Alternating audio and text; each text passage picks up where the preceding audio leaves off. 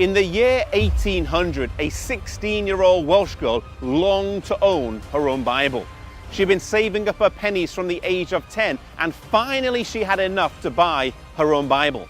Mary was from a poor family, and there were many other things she could have spent her money on, such as a pair of shoes, but she really wanted a Bible in her own language. The problem was, though, the nearest one was 28 miles away. And undeterred by the distance and her lack of shoes, she set off from her home right here and walked through the valleys to the town of Bala.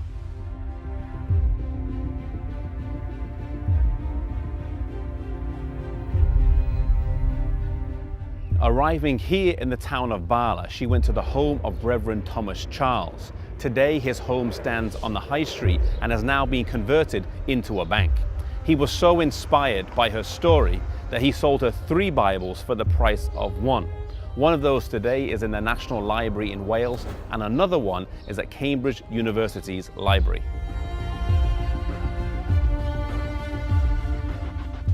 The story of Mary Jones inspired many others. Reverend Joseph Hughes asked a daring question of church leaders soon after.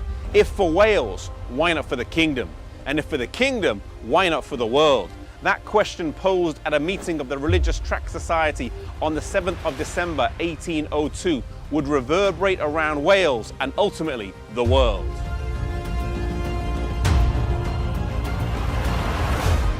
Captured by the vision of the Bible being readily available in the language of the people, William Wilberforce and other members of the Clapham sect sprang into action. They made this vision part of their campaign to make goodness fashionable, in the hope that people would fall in love with the Bible and a biblically inspired way of life. At a meeting on the 7th of March 1804 of around 300 people in the London Tavern, which used to stand near here on Bishopsgate, William Wilberforce and the campaigning groups he was a part of formed the British and Foreign Bible Society, now known as the Bible Society. In the last 200 years, they have gone into over 200 different countries with God's Word. Soon after this society was formed, in 1816, the American Bible Society was formed in New York City.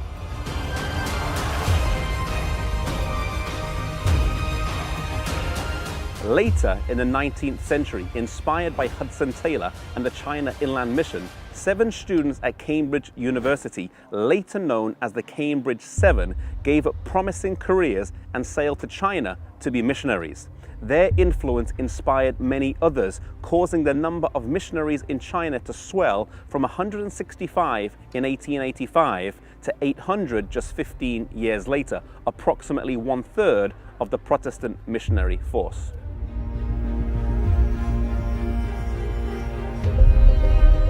The Keswick Convention also had a profound impact on mission service, inspiring many people to devote their lives to the service of God in faraway lands.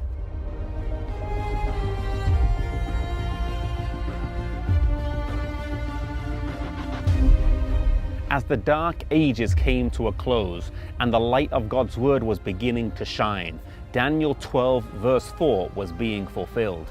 The 1260-year prophecy, which came to a close in 1798, coincided with the words of Daniel, who said that many shall run to and fro, and knowledge shall increase. This referred to knowledge of the Bible, which would only increase as people had access to it, a cause that countless missionaries devoted their lives to.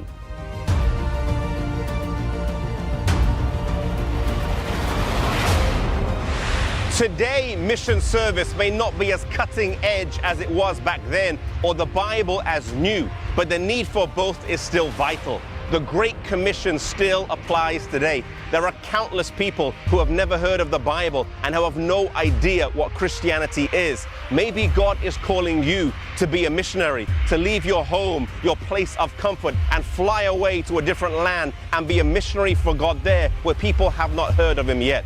May we treasure God's Word as did Mary Jones, and may we go wherever God calls us.